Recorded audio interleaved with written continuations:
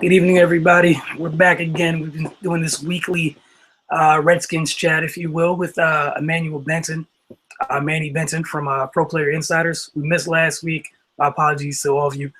We've been enjoying this thoroughly. Hope you guys have been as well. On tonight's show, we're going to talk about what went wrong in Atlanta. I think it's a very appropriate title. Manny, I'll let you start. Well, first, before we even talk about what's went wrong, let's be fair and talk about what went right in Atlanta. Well, let's see what went right. The defense, the defense for the most part. I mean, they did okay. I mean, one thing I've actually grown to like Joe Barry as a defensive coordinator. I need to admit that because I wasn't high on them choosing him as a defensive coordinator really because I didn't know what to expect from him other than that year when the Detroit Lions lost and you didn't win a game that whole season. Um, so him coming to the Redskins, I didn't know what really to expect, but they're playing a cover three um, defense, zone defense with corners playing zone, and they're really kind of sticking to their formula.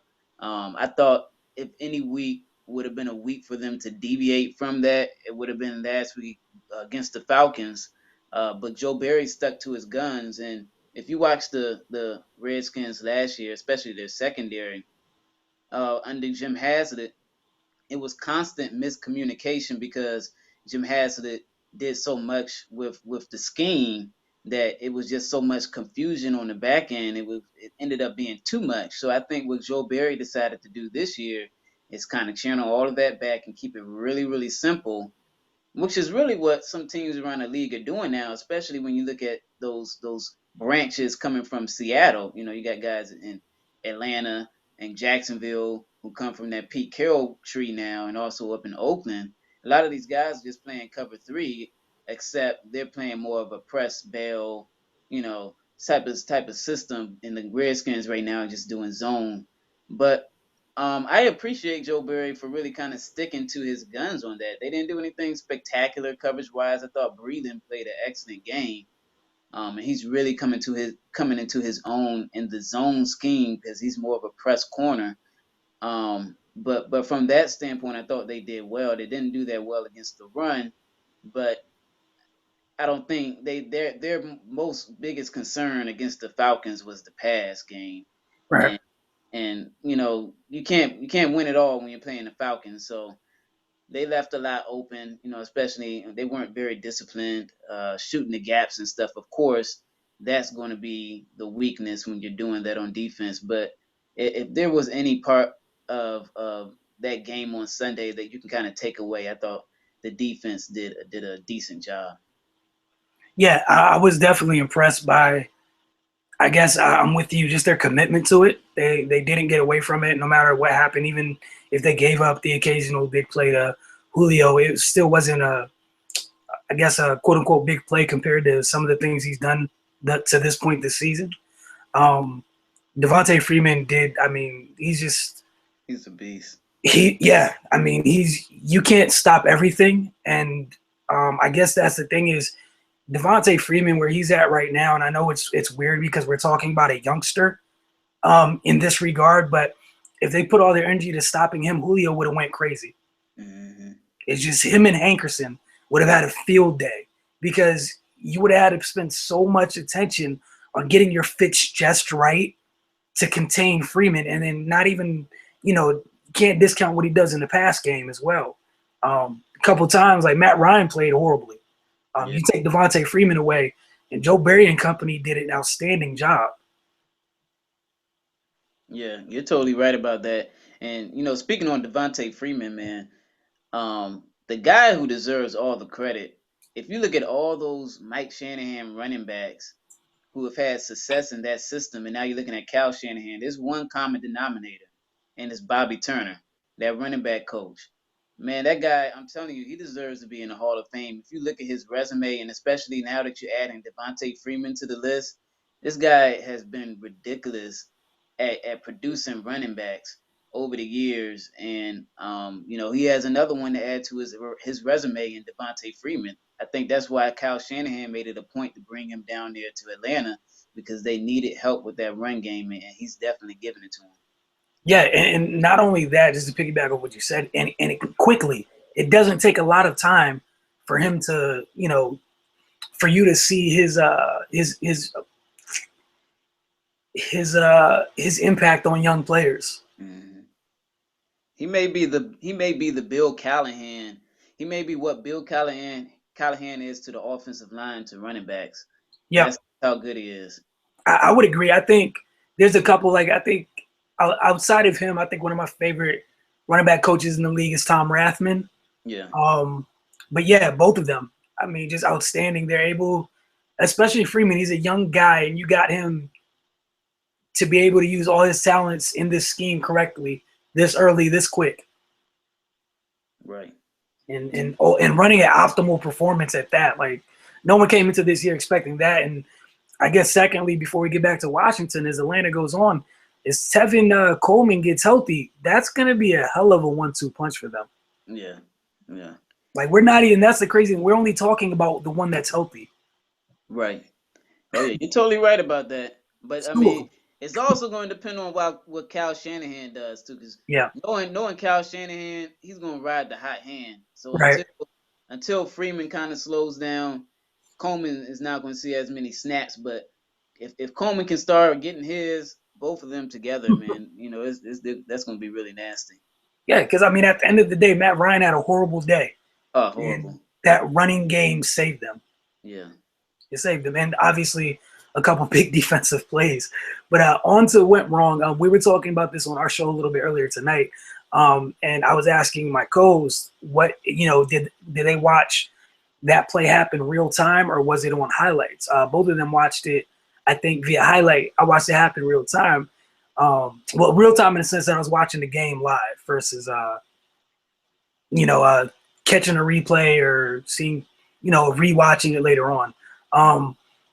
And when when that play unfolded, I want you to share what you were thinking when you saw him go through progressions, and then I can't even explain it. Like, at least to me, it looked like he went through his progressions, and he knew he had something backside, and like he threw before even like snapping his head all the way around. Yeah, if you listen to, I think even Jay Gruden explained this too, and Chris Cooley and Clinton Portis, guys like that. I kind of listen to them sometimes, especially about the offensive line protections, because outsiders, it's really kind of hard to understand the offensive line protections and what the quarterback is supposed to do in that situation. And so the Falcons, they kind of made a heavy. They put the majority of their linemen, if you look back at the play, they put the majority of their linemen on the right side. So they like overloaded the right side of the offensive line. And what Cousins did was what he didn't do, he was supposed to slide the protection over, and he didn't, and he ended up leaving one man free. And that guy came off the edge really fast. And so what Cousins really should have done was slid the protection, and his route really was on the backside underneath, who I think was Crowder, running a underneath route. But on the throw, obviously Kirk Cousins was under pressure, and he kind of just decided to throw it out there. And what he says is that it was a hot route, but I've never heard an out route being a hot route in my life. So, and that's what he threw. And that's not a hot route. That's an out route is a very hard. I mean, not a very hard, but it's a difficult throw to make, especially when you're a right-handed quarterback and you're throwing to the left side of the field.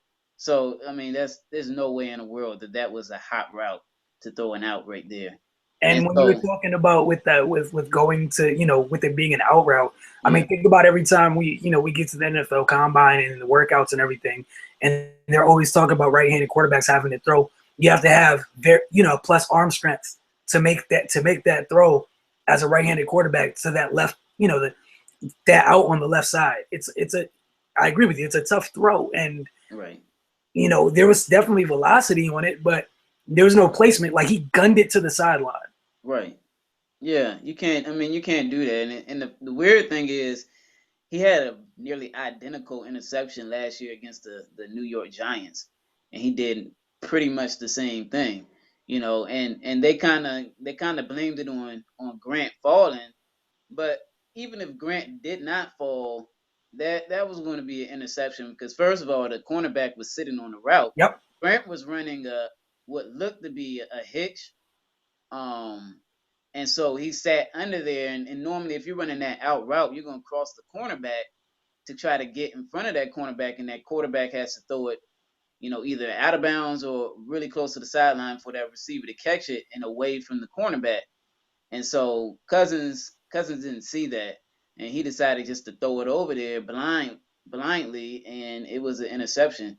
It was a bad play. It was a desperation play because I believe it was second down. It was like 2nd and 10, I believe.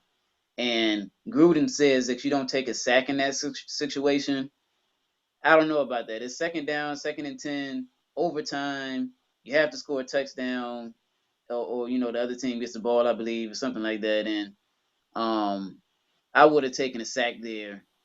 If it was me, I would have taken a sack there instead of just throwing the ball blindly because you're giving the ball away. And I'm glad that you pointed out where Grant was because I didn't even think that deeply. I just knew that even if Grant hadn't fallen, even if it was supposed to be an out route, he hadn't gotten to breaking yet. So you bring up the fact that where he was at, it looked like a hitch. Thinking back to it, if it was in fact a hitch, that makes the throw it makes the throw that much more worse.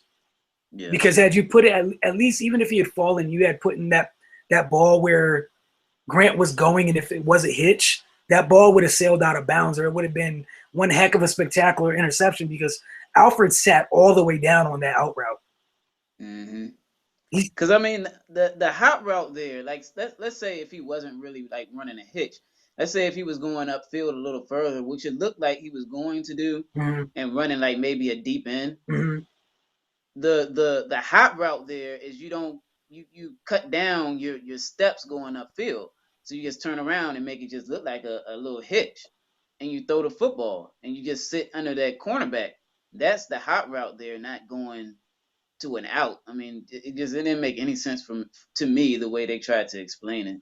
I'm sure it doesn't make any sense. I'm still mad that they tried to justify it. Like it was a bad throw, just own it and keep it moving. But to try to Right. justify it anyway, like the Ryan Grant, that's not on him at all. Yeah, obviously he slipped, but that Right. ball was gunned to the sideline. The fact that you knew the corner was sitting on it when he caught it and had to check his feet to make sure he was in. He was that far. He was hugging the sideline that bad. Right. But all right, so they're 2-3. All's not lost. The Giants are in first place in the division. Dallas is still going through what they're going through. No one knows how long that's going to last. Heading into next week, what are some of the things you feel that Washington has to do next week to ensure that they walk away with the win? Well, I mean, they're playing the Jets, and it's going to be kind of tough. A lot of people say that the Jets have had kind of a cupcake first couple of games, first few games of the season. But that defense is for real. I don't care who they play against. That defense is for real. When you look at their rankings right now, I mean, number one in points every game, each game. Number two in yards per play. Number two in yards per game. You're eighth in rushing, number two against the pass, and your fourth and third down percentage. I mean, it doesn't get much better than that in each statistical category on defense. They're dominating, and they don't even have Sheldon. They haven't even had Sheldon Richardson, and now he's coming back. I just don't know what you're going to do against that defense because you have Revis on the outside who's going to, Pierre Garcon just does not do well against technicians at the cornerback position. I don't see him doing well against them. I think what you're going to have to do offensively is, especially if Jordan Reed is not, um, if he's not playing. And man, our guy Derek Carrier, he finally showed up. They threw him the ball, They should have done a little bit more. So, hopefully they get him more involved. Especially against the Jets, because if there's any area you're going to have to attack, is that intermediate middle of the field with your tight end and maybe moving Crowder around to get some mismatches. But I think those are your only two options. Yeah. I mean, I don't think there's going to be anything on the outside available all game. No, not unless Deshaun plays, and we don't even know if he's going to play. If Deshaun plays, I think Deshaun can go against the best in the league. He's proven this in the past, and at least get behind the defense once or twice a game. Yeah, He's proven he can do that, but I don't know if he's healthy enough. He hasn't played really since in the first week. That was a little bit of play time, but he hadn't played all preseason, so we don't know what to expect from him. yeah. I mean, I think it's gonna be it's gonna be really really tough, and that's the crazy part. That defense has been very very disruptive, and now Sheldon's coming back. Right. Now you Exactly. get Sheldon Richardson back, which isn't going to be fun for this young offensive line whatsoever. Obviously, you have one. There's only one Trent Williams, and Trent Williams is going to have his hands full. Yeah. Muhammad Wilkerson, Damon Harrison in there, and then I'm interested in seeing how they move the ball. But I guess the biggest thing is I hope that Matt Jones is healthy. Yeah. Because you're going to need that big physical back with some type of juice to move the ball. Because otherwise, I don't know if Alf can give you 25 for 80, 90 yards against that defense. Yeah, you're totally right. You're totally right. I And I'm not mean, knocking Alf, just saying. yeah, you're totally right. I mean, and like we talked about a few weeks ago, man. I mean, they really just have to find it's. And I talked about it on Twitter yesterday a little bit. Kind of went on a rant about it. The Redskins once again. Chris Thompson had the most snaps of the running backs, and of course, a little bit of that had to do with Mac Jones getting injured late in the game and overtime. The passing situations where Chris Thompson ended up getting more snaps, but still, I think Alpha Morris only got like 3 snaps within 3 carries within the fourth and overtime. So, I mean, they're not really using him. It's like they're kind of trying to phase him out, and it's interesting to see how they're using these running backs, because ever since that big Mac Jones game, what was it, week 2 or 3 of the season, they have not had much success on the ground, and I think a lot of it is attributed to them trying to really force and get Chris Thompson involved in the offense, which is not a bad thing because he's actually been doing well. But at the same time, you're taking snaps away from your rhythm backs, and you need to kind of pick and choose which one you're going to ride with, because you can't keep bringing Mac Jones in and out the game, and you can't keep bringing Alpha Morris in and out the game. You got to figure out which one you're gonna ride with.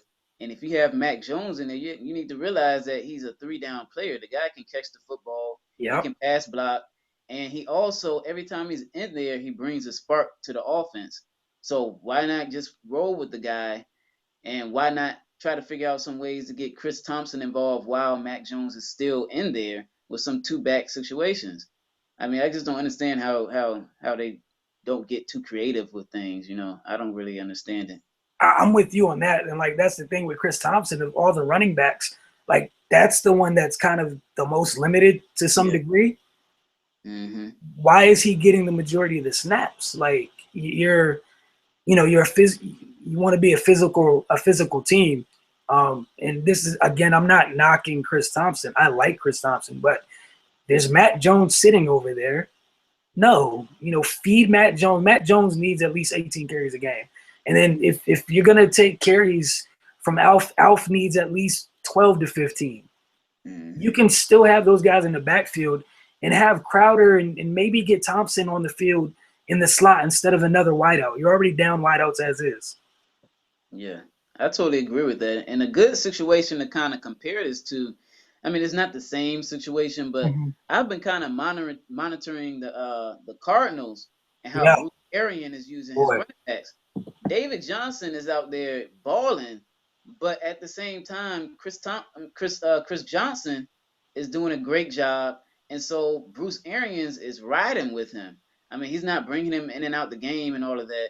I think David Johnson only had like 3 rushes or something like that on Sunday and scored on 2 of them. But Bruce Arians it realizes that you need to kind of choose a running back to ride with, because if you're bringing those guys in and out, it's going to mess up the tempo. I mean, there's only few running types of running backs that you can do that with, and like Chris Thompson, he's the only running back in this situation who benefits from these guys going in and out the game, Yep. because he's more of a passing threat than a running threat, and so he comes in after these guys have imposed their physical will on guys, and now he's able to bring that elusiveness to the game. So he's the only one benefiting, but you're messing up what your philosophy and what you want to be known as. You're messing that up when you have these guys going in and out the game. Yeah, I couldn't agree with you more. Yeah, I mean, obviously, it's always tough when you have a surplus of talent in any one specific position, but you Washington's at a great place where you had a guy who was a bell cow, and now you have a new bell cow. Like, it's okay. Like, life can go on. You can make Matt your bell cow without reducing Alf to 5 carries a game. Right. Like you can have both. They can coexist. Life will go on. There's nothing wrong with that. And as you said, the only one that doesn't get hurt or benefits from is Chris Thompson, because you don't want him running into loaded boxes as is. We all know when Chris Thompson comes in the game, and I'm sure if we can tell sitting at home watching, defenses are aware too. You're not bringing him in the run off tackle against the 8-man box. You bring him in to get him in space, getting him out on the edge. Yeah. You're not running between the tackles with Chris Thompson on a regular basis. So if you do know that, stop all the cuteness. You're not a cute offensive team. You're a physical team. Run downhill. You have 2 guys to run downhill with. Knock yourself out. One of which has the juice to take it to the crib. Like, run downhill. Yeah, I totally agree with that. It's just absolutely crazy. I know watching that game, what have you thought of how do you we're getting ready to go into what, week 6? Yep, week 6. Okay, so we're 6 weeks in. What are your thoughts on the youngsters on that offensive line? Where do you think they are at this point? You know what? They're playing pretty well. I think everybody has improved on their flaws. Even Sheriff, in college, I think one of his biggest flaws was against the pass, and he's doing a good job re-anchoring. I think he had one of his best games yet on Sunday. I think that was a really, really good game by him. Morgan Moses continues to progress, and he's doing a good job. I think the weakest link on that line is Corey Lichtensteiger. Yes. And this guy gets pushed back every single week, and he's going to have a really tough week against the Jets, because they shoot that A gap all day long, and he's going to be in for it against them. And I don't know how you're going to help him out, because it's kind of hard to help out the center all the time. So it'll be interesting to see how they do that. But I mean, that's the weakest link. And also, I mean, you got Spencer Long, who's kind of balling out too at left guard, replacing Sean Laveau. So Bill Callahan has these guys playing. Also, even Trip Williams. I've been watching Trip Williams, and I mean, this guy is really starting to reach what that skyrocket upside that we all saw years ago when he came out of Oklahoma.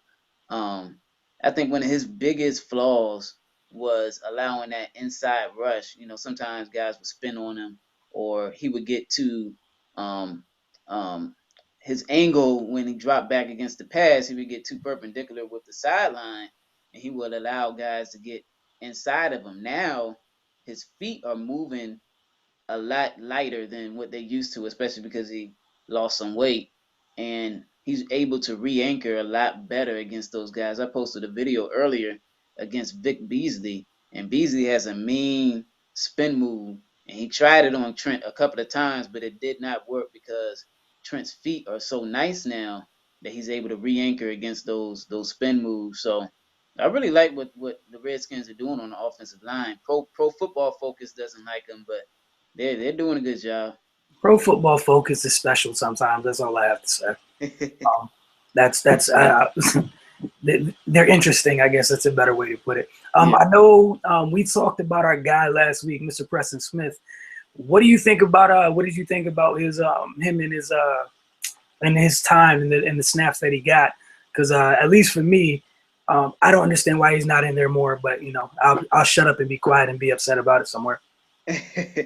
Yeah, I would like to see him get more play because I thought he did a good job on Sunday, and he played 39% of the snaps, and of course, I would like to see him get much more than that. I mean, the times he was in there, um, he does a very good job against the run.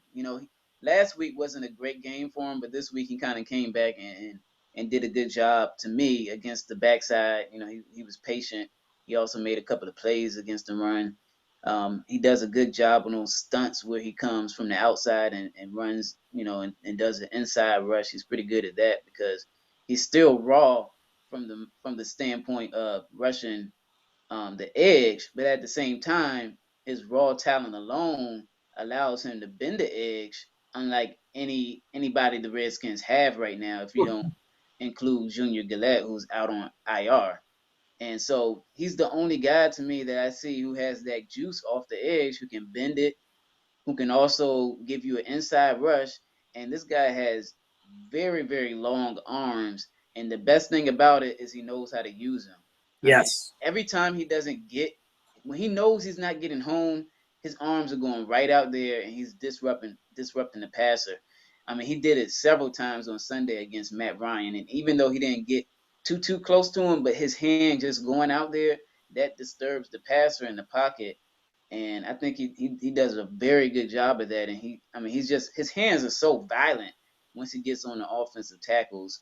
I really like Preston Smith. I would like to see him get some more snaps. From my understanding, the coaching staff is kind of having some issues with him maturity wise, and that's why they're not giving him a lot of snaps. But I mean, the guy plays, so you just need to play him. I don't care about maturity issues. Everybody has maturity I issues. mean, if he's not acting a fool off the field, Yeah. like he'll grow into it. He's fine. But I'm glad you pointed out. I'm glad that that's why a lot of times I ask you to make sure that I'm not crazy to make sure I'm at least in the ballpark with Yeah. some of the stuff that I see. I know I love. There was a couple times when he didn't get the sack, but he's been one of the main reasons why a teammate has gotten the sack. Right. Or Matt when they got the strip fumble, the strip sack of Matt Ryan. He was Preston got in there and pushed him all the way off the spot. that was him. Like Yeah. I don't know if a lot of people got a chance to see it, but just watching it, he knifed in there it was an absurd angle, and Matt had to move, and he moved right into two of Preston's teammates. Right. So Yeah, he's making a lot of noise. I mean, like I said, even when he doesn't get home, he's still creating some disturbance for the passer, and that's all you can ask for from a guy like that. So I definitely think they need to play him some more. all I can say is just let him play, man. He reminds me of not. I'm not gonna say like the physique of the. Well, I guess I could say that kind of, but it makes me think about in the regard of what you said about them not letting him play as much. Look at Aaron Lynch. Like, he's young. Obviously he's still maturing, but he's a problem. Play him. Mm-hmm. Play him. Like, if they cause that much trouble and we all know they don't know what they're doing yet, why not? That's a wonderful problem. Right. At least to me, I think that is wonderful. Like, you're in there causing that much trouble, and you're like maybe 10 to 12% into tapping into your potential. Play. You're right. There's only one way you're gonna go from 10 to 12 to 60 or 70 reps. Just play. Mm-hmm. But I wasn't too like I said, I wasn't upset with the defense. They just gotta. It's just tough because you see Kirk do a good job for a long time, and it's sad. And at least for me, I know, again, not a Redskins fan, so I have no ties to saying anything positive and or negative.